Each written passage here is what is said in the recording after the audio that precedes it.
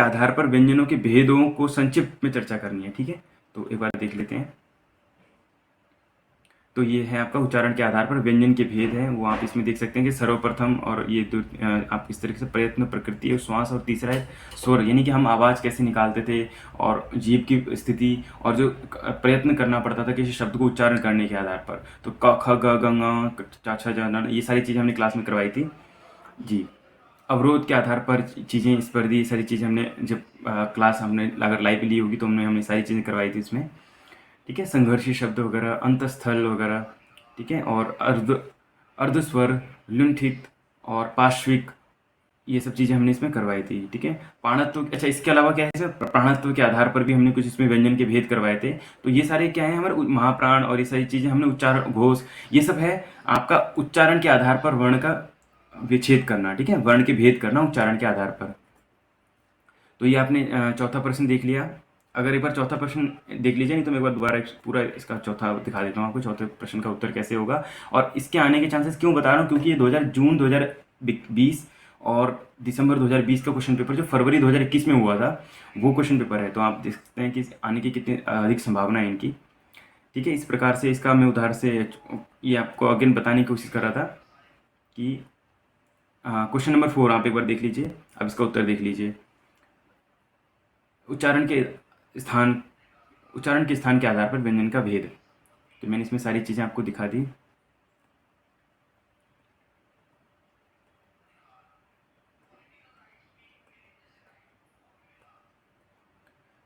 चलिए, आपने ये सब चीज़ें इसमें प्रश्न देख लिया। अब हम प्रश्न संख्या आगे बढ़ते हैं। ठीक है, प्रश्न कौन सी संख्या हम करेंगे? 4 हमने प्रश्न अभी तक कर लिए हैं। ठीक है, और चारों आपके प्रश्न 10-10 मार्क्स के हैं और टोटल आपका कितने मार्क्स का होगा? 50 मार्क्स का क्वेश्चन पेपर होगा आपको इन प्रश्नों में से। यानी कि अगर आपको यहाँ पे 8 प्रश्न दिए हैं तो किसी 5 के उत्तर करने हैं आपने। ठीक है, यहाँ पे आपके पास चॉइस होती है, 8 क्वेश्चन होते हैं आपके पास, और 8 में से आपको कितने करने होते हैं? 5 करने होते हैं, या एक 9वां प्रश्न भी होता है। तो 9 में से फिर दोबारा ऑप्शन मिलता है आपको, कोई 2 पर आपको संक्षिप्त टिप्पणी करनी होती है। तो चलिए आइए हम पहले जो प्रश्न कर रहे थे उसको कंप्लीट कर लें। जी, अभी हमने जैसे ये आपको जिसमें क्वेश्चन पेपर दिखा रहा था फरवरी 2021 का, और ये मैं आपको बता चुका हूँ पहले ही कि ये एक्चुअली एग्ज़ाम कब का है। ये एग्ज़ाम है आपका जो है जून 2020 और दिसंबर 2021 का। ठीक है, दिसंबर 2020 और जून 2020 का एग्ज़ाम पेपर है। ठीक है, चलिए आइए इसको हम यहाँ से स्टार्ट करते हैं। और स्वरों के उच्चारण के स्पष्ट ये हो गया था हमारा। और फिर ये हमारा उच्चारण के आधार पर ये हाँ हो गया था। पांचवा प्रश्न देख लेते हैं एक बार कि पांचवा प्रश्न है हमारा संज्ञा और उसके प्रकारों पर प्रकाश डालना है। संज्ञा क्या है और उसके प्रकार क्या हैं। तो संज्ञा को हम क्या कहते हैं, ये सब हमने इसमें क्लास में पूरी अच्छे से डिस्कस किया हुआ है। चलिए आइए एक बार इसको में स्टडी देख लेते हैं जी। ये है आपका संज्ञा। संज्ञा क्या है और उसके प्रकार क्या हैं वो यहाँ पर हम चर्चा इसमें कर सकते हैं। ठीक है, तो वो ये चीज़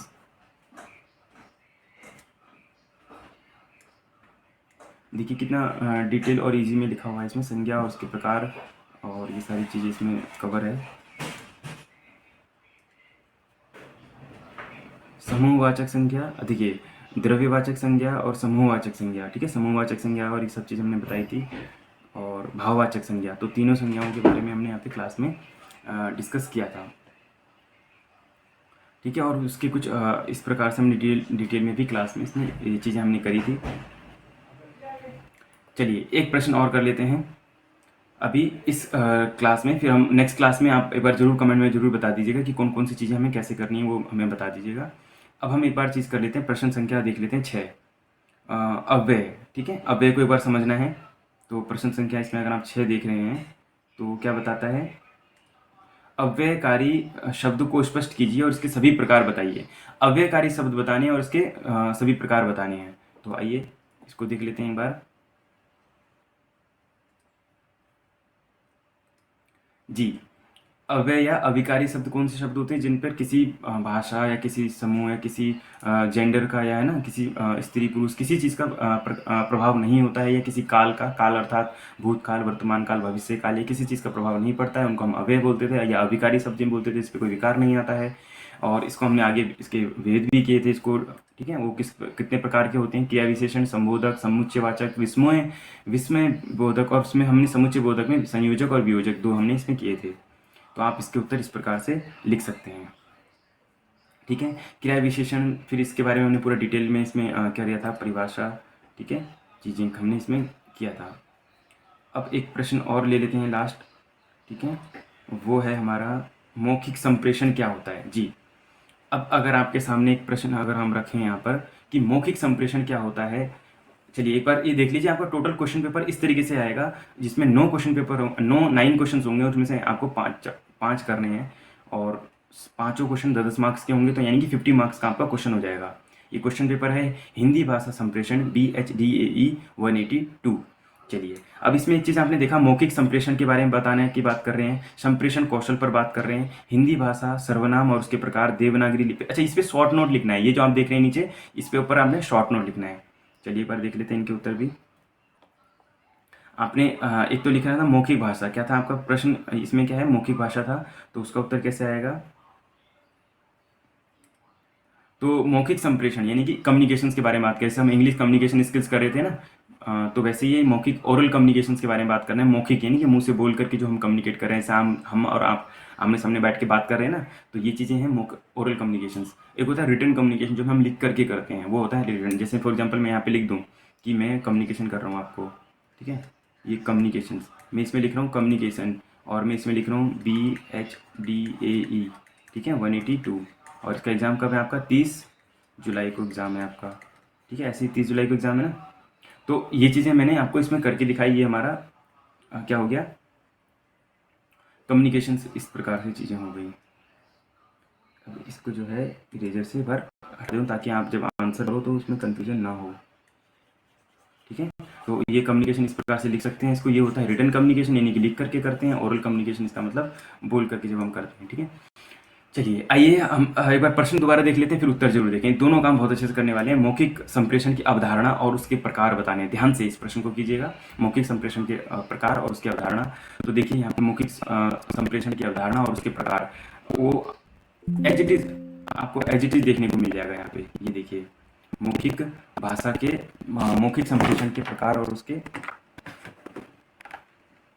सॉरी थोड़ी सी डिस्टर्बेंस हो गई जी।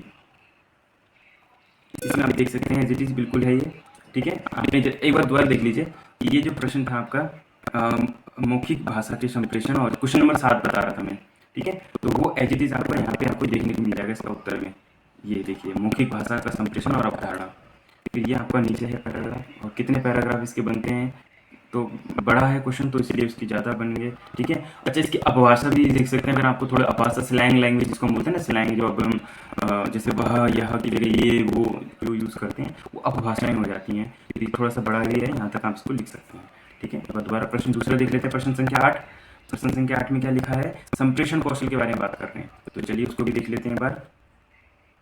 संप्रेषण कौशल तो जो है आपका क्या कौशल जो है वो आपने इसमें से देख करके करना है, ठीक है। संप्रेषण की प्रक्रिया, और संप्रेषण मतलब कम्युनिकेशन जो हम बात करते हैं, वो स्किल्स के ऊपर बात कर रहे हैं कि कितने अच्छे से हम अपनी बात को किसी से कह पाते हैं। ये हमारी स्किल्स होती है कि हम अपनी बात को किसी पर्सन से कह पाना अच्छे से, वो हमारी स्किल्स हो गई जी। तो ये श्रवण कौशल, ये पूरा संप्रेषण देखो, संप्रेषण जो कौशल है ना, यानी कि कम्युनिकेशन स्किल्स में आपका सुनना आएगा, आपका ध्यान से किसी की बात सुन रहे हो, किसी को अपनी बात बोल रहे हो, या ग्रुप में हो, समूह में हो, कोई क्रिया काम कर रहे हो, तो सभी चीज़ें को कम्युनिकेशन में हम आ जाता है, ठीक है। तो ये चीज़ें अपने अभिव्यक्ति और यानी कि अपने एक्सप्रेशंस, अपने बारे को, अपनी फीलिंग्स को एक्सप्रेस करना, ये सभी चीज़ें। अभिव्यक्ति कौशल, वाचन कौशल यानी कि बोलने का, अभी हमने पढ़ा था लेखन कौशल। देखिए संप्रेषण हम जो पढ़ रहे हैं, हिंदी भाषा संप्रेषण में टोटल चीज़ें आ जाती है। आपका वाचन कौशल, आपका श्रवण कौशल यानी कि सुनने की क्षमता, और आपका लेखन कौशल, आप किस प्रकार से कितना अच्छा लिखते हैं, ये सभी चीज़ें आपका आ जाएगा इसमें। चलिए एक प्रश्न और लास्ट हम देख लेते हैं। लास्ट तो हम अभी देखते हैं इसमें जो प्रश्न है कि हिंदी भाषा पर निबंध लिखना है। देखो अब देखो प्रश्न है हिंदी भाषा पे लिखना है और 5 मार्क का क्वेश्चन है, तो आपको 50 एक पेज तो पूरा लिखना है। ठीक है, एक पेज पूरा लिखना है और वो मैं कैसे लिखना है वो बता देता हूँ आपको।